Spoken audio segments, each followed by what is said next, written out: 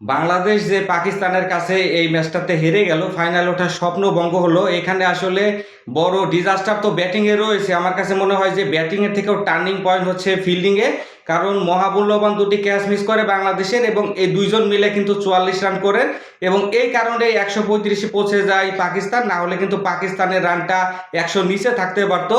এখানে 0 রানে আউট হয়ে যেতে পারতেন মোহাম্মদ নওয়াজ এবং শাহিন শাহ আফ্রিদি।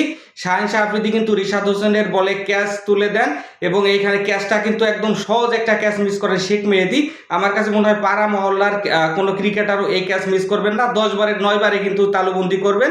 শেখ মেহেদী কিন্তু এই ক্যাচটা ছেড়ে দেন। এরপরে 19 রান করেন শাহিন শাহ আফ্রিদি এবং একই সাথে তাসকিন আহমেদের ওভারে কিন্তু মোহাম্মদ নওয়াজ সহজ একটা ক্যাচ দেন বাউন্ডারি লাইনে, কিন্তু সেই ক্যাচটা তালুবন্দি করতে পারেনি ইমন, তালুবন্দি করতে পারেনি, ওটাকে কিন্তু 4 বানিয়ে দেন।